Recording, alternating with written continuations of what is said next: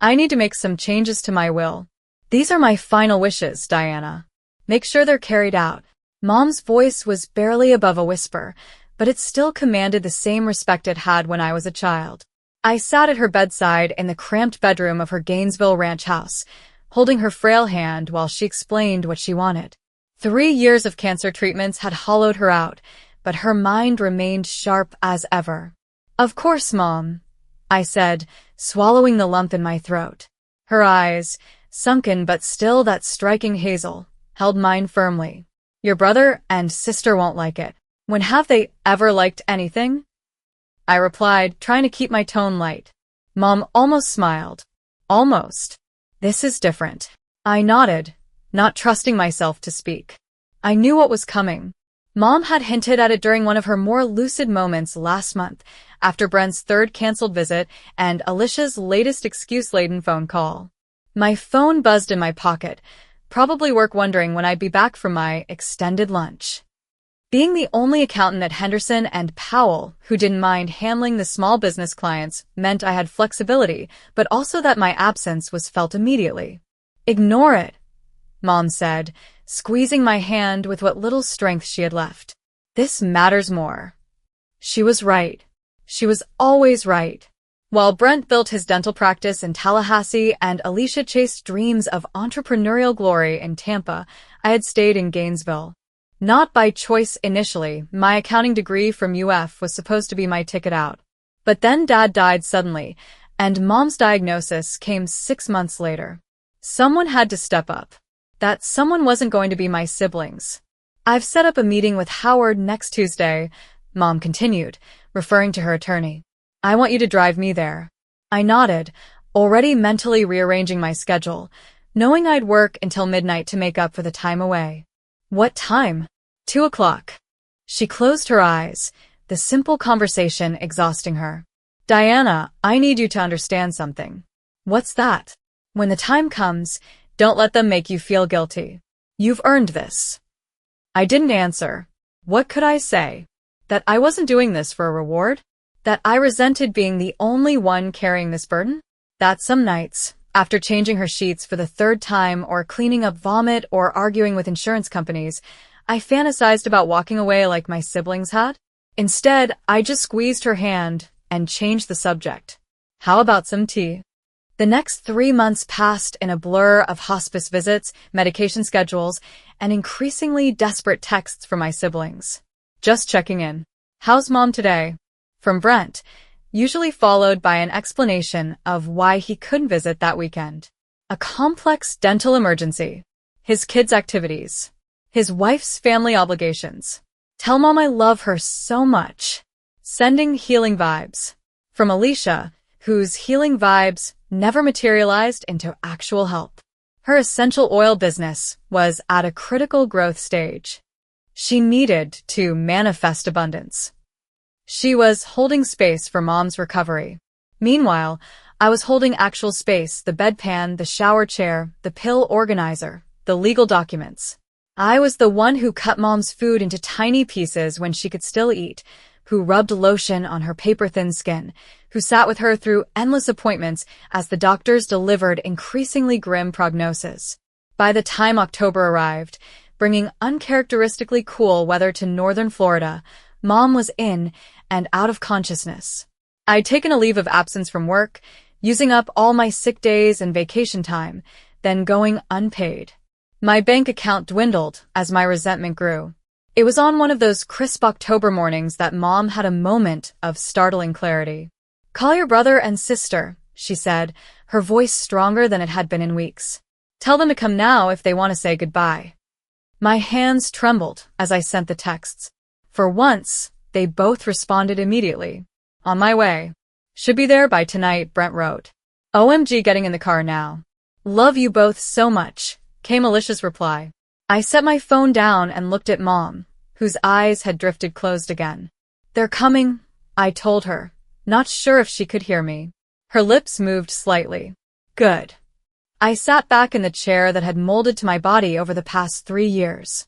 The hospice literature called it the vigil, this final watch.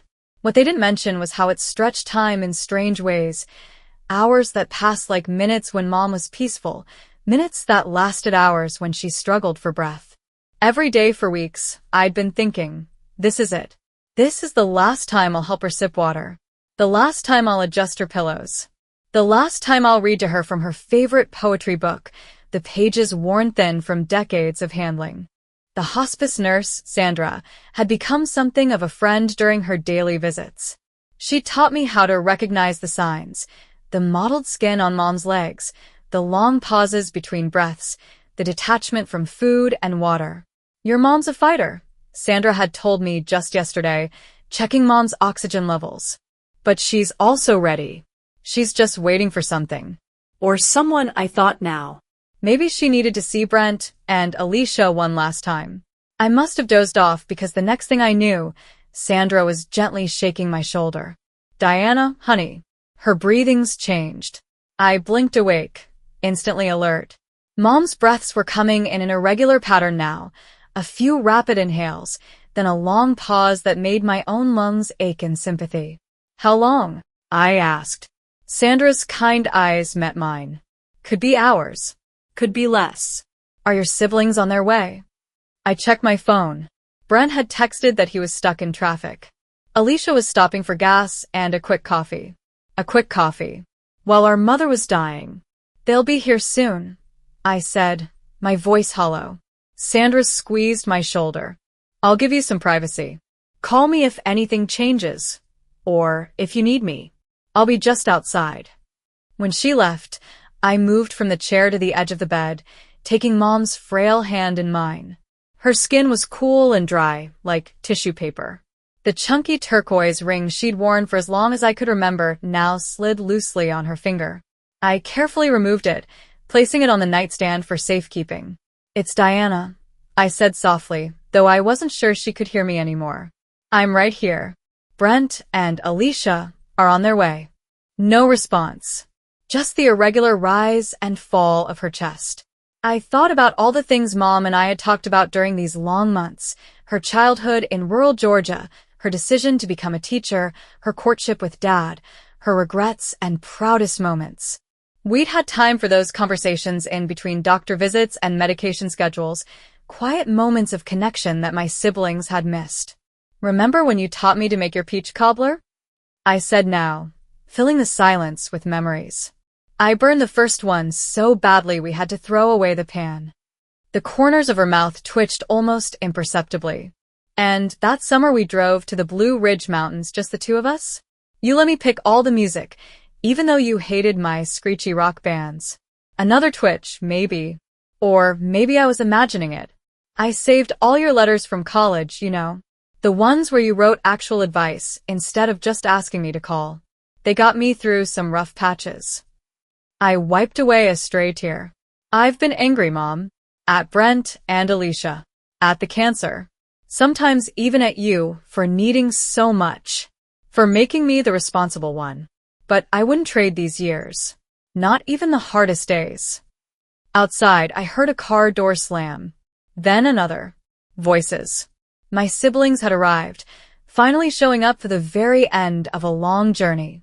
They both arrived within an hour of each other that evening, Brent in his Tesla, Alicia in her white Range Rover with the custom license plate that read MNFSD. Brent looked older than his 42 years, his hairline having receded significantly since I'd last seen him at Christmas. He gave me an awkward side hug in the driveway. How bad is it? It's the end, I said simply.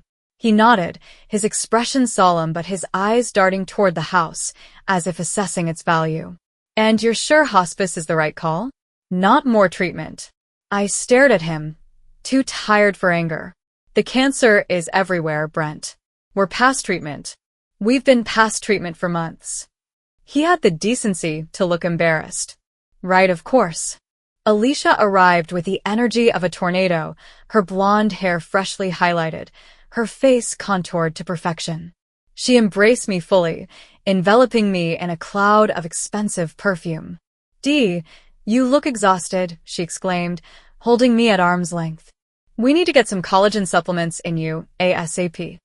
What I need is sleep, I muttered. She wasn't listening, already moving toward the house, pulling a crystal from her purse. I brought Mom a piece of citron. It's for abundance and healing energy. Mom needs morphine, not crystals, I said, but followed her inside. The three of us gathered in Mom's bedroom. She was asleep, her breathing shallow and labored. The hospice nurse, Sandra, checked her vitals and gave me a knowing look. Not long now, she whispered before stepping out to give us privacy. Alicia burst into dramatic tears at the sight of Mom, while Brent stood awkwardly at the foot of the bed, hands in his pockets. I took my usual spot in the chair beside her, reaching for her hand automatically.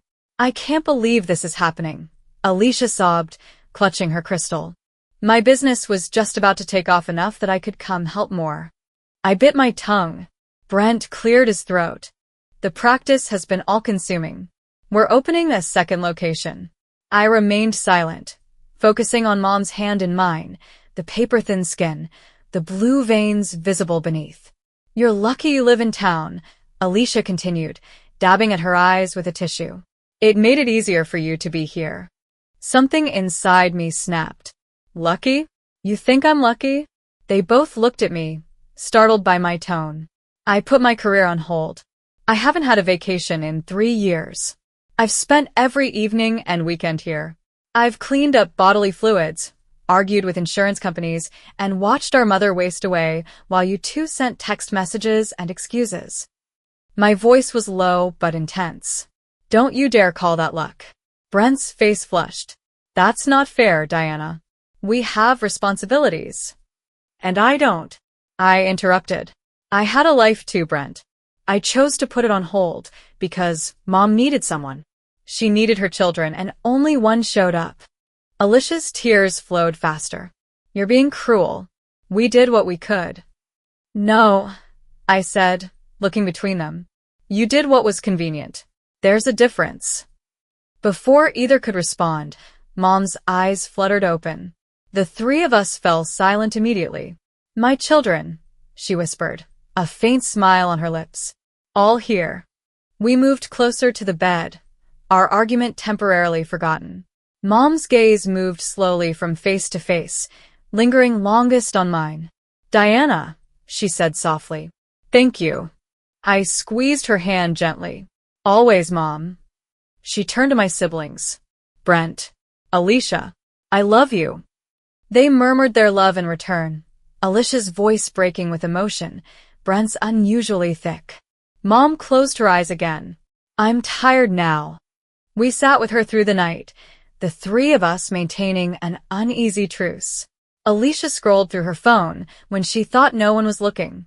Brent stepped out repeatedly for important calls. I stayed put, dozing occasionally but mostly watching Mom's chest rise and fall until shortly after dawn when it simply stopped. The funeral was held 3 days later. I moved through it in a fog, accepting condolences from people I barely recognized, nodding at appropriate moments, thanking the endless stream of neighbors and friends who kept saying what a wonderful daughter I was, how proud Mom must have been. Brent gave the eulogy, his voice breaking at all the right moments as he spoke about Mom's strength and love. Alicia arranged the flowers, insisting on specific blooms that represented Mom's spirit. I handled everything else, the program, the music, the catering, the thank you notes. The same division of labor we'd maintained for years. After the last mourners departed the reception at Mom's house, Howard Fleming, Mom's attorney, approached me in the kitchen where I was wrapping leftover casseroles. Diana, he said quietly, we need to discuss the will. Are you available tomorrow morning? I nodded, hands still mechanically covering a dish with plastic wrap. What time? 10 o'clock at my office. Please make sure Brent and Alicia attend as well. Something in his tone made me look up. Is there a problem? Howard adjusted his glasses. No problem. Just following your mother's instructions. I found my siblings in the living room, Brent checking his watch, Alicia taking selfies by the memorial photo display. Howard wants us all at his office tomorrow at 10, I said. For the will reading. Brent nodded. I'll need to head back to Tallahassee afterward. I've got patients scheduled for the afternoon. And I have a team call at noon, Alicia added, not looking up from her phone. My downline needs motivation. I didn't respond, just turned and walked back to the kitchen, wondering if they'd always been this self-absorbed or if I'd just never noticed before. Howard's office was in a converted Victorian house downtown, the interior updated with sleek, modern furnishings that contrasted with the ornate exterior. We sat in 3 chairs facing his desk, an uncomfortable silence between us. Brent checked his watch for the 3rd time in 5 minutes. Alicia was scrolling through her phone, occasionally sighing dramatically. I sat perfectly still, hands folded in my lap, the way Mom had taught me when I was a fidgety child sitting through church services. I don't understand why we couldn't just do this over email, Brent muttered. I have patience waiting. Mom wanted it this way, I said simply. Alicia glanced up from her phone. Mom was old-fashioned about everything. Remember how she refused to use online banking? Or get rid of that ancient answering machine? Despite everything, I found myself smiling slightly. She kept all the cassette tapes from that machine. Said they were audio memories.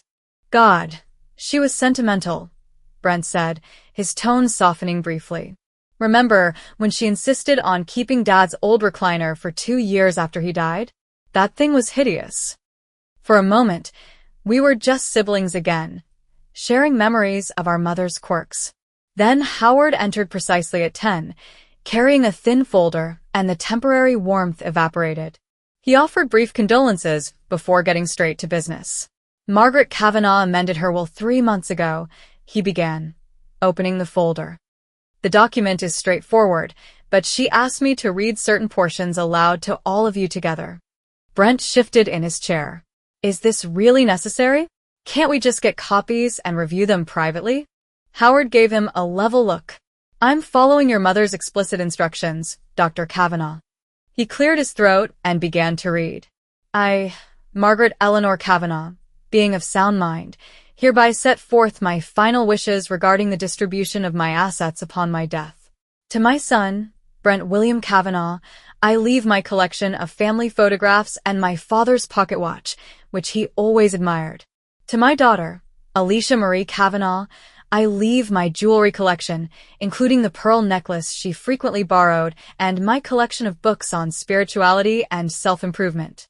To my daughter, Diana Lynn Kavanaugh, who has demonstrated unwavering loyalty and care during my illness when others could not or would not, I leave the remainder of my estate, including my home at 1842 Magnolia Drive, all financial accounts, investments, and personal property not specifically bequeathed above. This decision is made with full awareness and careful consideration. It reflects not a lack of love for any of my children, but rather recognition of the sacrifices already made and the care already given. To those who might question this distribution, you chose your path, as Diana chose hers. These are the natural consequences of those choices. Howard stopped reading and looked up. The silence in the room was deafening. Brent broke it first. This can't be right. Alicia's face had gone pale beneath her makeup. Mom wouldn't do this. Howard closed the folder. I assure you, this is your mother's will, properly executed and witnessed. She was quite clear about her wishes. She was on pain medication, Brent argued, his voice rising. She wasn't thinking clearly. Dr. Kavanaugh, I personally assessed her competence, as did her physician. She was entirely lucid when these changes were made. Alicia turned to me, her expression a mixture of shock and accusation. What did you say to her? How did you convince her to do this? I met her gaze steadily. I didn't say anything, Alicia. This was Mom's decision. Bullshit, Brent snapped. You've been with her day in and day out. You had every opportunity to manipulate her. Manipulate her? I repeated, a calm settling over me that I hadn't felt in years. Like when I manipulated her into letting me take her to chemo appointments. Or when I manipulated her into letting me bathe her when she was too weak to stand. Or maybe when I manipulated her into letting me sleep on a cot in her room, so I could give her pain medication every 4 hours. My siblings at least had the grace to look uncomfortable. We had lives, Diana, Alicia said, her voice softening into the wheedling tone she used when trying to sell her products. You know we would have helped if we could. But you could have, I replied simply. You chose not to. Brent's face hardened. We're contesting this. Howard cleared his throat. You're welcome to try, Dr. Kavanaugh, but I should inform you that your mother anticipated this reaction. She left a sealed letter explaining her reasoning in detail, to be opened only in the event of a legal challenge. She also recorded a video statement. I viewed it, and I can tell you it's quite thorough in documenting each of your interactions with her over the past 3 years. I hadn't known about the video. Mom had been more strategic than I'd realized. This is ridiculous, Alicia huffed. That house is worth at least $400,000, not to mention whatever investments Mom had. It's not about the money, I said quietly. Like hell it's not, Brent shot back. You hit the jackpot by playing the dutiful daughter. Something inside me that had been wound tight for years suddenly snapped. I laughed, a genuine, unexpected laugh that seemed to startle everyone in the room, including myself. Playing the dutiful daughter? I repeated, still chuckling. Brent, do you have any idea what these last 3 years have been like? Do you think I enjoyed watching Mom suffer? That I got some sick satisfaction from putting my life on hold while you built your second office and Alicia sold her magic oils? I turned to Howard. Are we done here? I have a funeral home to pay and a house to clean out. Howard nodded, looking relieved to be free of the family drama. My office will be in touch about the transfer of assets. It should be relatively straightforward since your mother put most accounts in joint ownership with you already. This news elicited another outraged noise from Alicia. I stood and gathered my purse. Thank you, Howard. I appreciate your help. As I headed for the door, Brent called after me. So, that's it? You take everything and walk away? I paused, hand on the doorknob, and turned back to face my siblings. They stood side by side now, a united front of entitlement and indignation. I'm not taking anything, I said calmly. I already gave everything, my time, my career advancement, my personal life. For 3 years, I was there while you were busy. For 3 years, I listened to her cry at night while you sent text messages. For 3 years, I watched her die slowly while you built your lives elsewhere. I met each of their eyes in turn. This isn't about winning or losing. Mom made her choice, just like you made yours. You chose your path yourselves. With that, I walked out, closing the door softly behind me. 6 months later, I stood in the backyard of Mom's house, my house now, watching the sunset paint the sky in shades of pink and gold. I'd finally returned to work full-time, had started dating again, had even taken a weekend trip to Savannah just because I could. The first weeks after Mom's death had been strangely hollow. After years of constant vigilance, the sudden absence of responsibility had left me disoriented. No medications to administer. No appointments to schedule.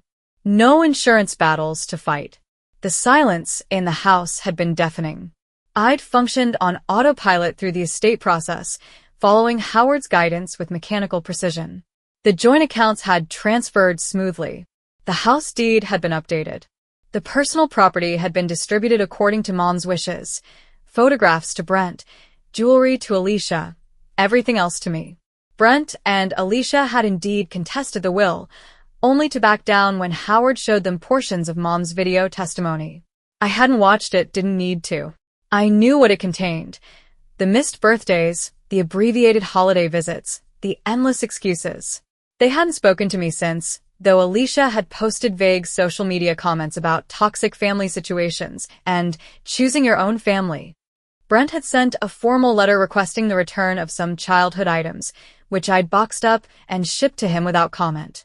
I'd heard through mutual friends that Brent's second office wasn't doing well, something about location issues and staff turnover. Alicia's latest venture had apparently shifted from essential oils to some kind of manifestation coaching program. Their lives continued, separate from mine, as they had chosen years ago. My life, meanwhile, had gradually taken shape in this new reality. I'd paid off my student loans with some of Mom's investments. I'd cut back to part-time at Henderson and Powell for a while, giving myself permission to rest, to grieve, to breathe without the weight of constant caregiving. I'd joined a support group for former caregivers, people who understood the strange mix of relief and guilt that came with the end of that role. I'd met Mark there, a quiet man who'd cared for his father through Parkinson's. We'd started with coffee, then dinner, then weekend hikes. Nothing serious yet, but something gentle and understanding. Mom's friends still stopped by occasionally, bringing casseroles out of habit more than necessity, staying for tea and stories. Mrs. Abernathy from next door had taught me how to prune the rose bushes that Mom had always tended. Mr. Geller from across the street still collected my mail when I traveled. My phone buzzed with a text message. It was from Sandra, the hospice nurse who'd become a friend. "Still on for dinner tomorrow?" I smiled and typed back. "Absolutely. 7 p.m. I slipped the phone back into my pocket and took a sip of my wine, savoring the moment of peace. The garden was coming back to life after years of neglect, new growth pushing through the soil. I'd spent the weekend planting flowers that would bloom in the summer, Mom's favorites. The house behind me was different too. I'd repainted the living room, replacing the faded beige with a warm sage green that changed with the light throughout the day. I'd updated the ancient appliances, though I'd kept Mom's cast iron skillet and her hand mixer with a fraying cord. Some things were too precious to replace. I'd fixed the leaky roof and replaces the worn carpets with hardwood that gleamed in the morning sunlight. Not to increase its value, I had no intention of selling, but to make it mine. To fill it with new memories that didn't ache quite so much. Last month, I'd received a card from Alicia's daughter, my 17-year-old niece Zoe, whom I'd barely seen in recent years. The message was simple. She was applying to UF, Mom's alma mater and the school where I'd gotten my accounting degree, and wondered if we could meet sometime. I'd written back immediately, suggesting lunch next time she was in Gainesville. It was a small olive branch, but it mattered. The choices of parents shouldn't dictate the relationships of the next generation. As darkness fell, I thought about the choices that had brought me here. The daily decisions to show up, to stay, to care. The gradual reshaping of my life around Mom's needs. The resentment that had sometimes threatened to overwhelm me, and the love that had always been stronger. I hadn't chosen this path expecting a reward. I'd chosen it because it was the right thing to do, because Mom deserved dignity in her final years, because I couldn't have lived with myself if I'd abandoned her like my siblings had. That the path had led me here, to this moment of quiet contentment, to a house that held both painful memories and new possibilities. That was just how the story had unfolded. I'd learned something profound in those years of caregiving, something beyond the practical skills of medication management and insurance navigation. I'd learned that showing up matters. That small daily acts of love accumulate into something powerful. That doing the right thing, even when it's difficult, even when no one is watching, shapes who you become. I raised my glass to the darkening sky, to Mom, to difficult choices and their unexpected rewards. "You chose well," I whispered. And somewhere, I could almost hear her say, "So did you."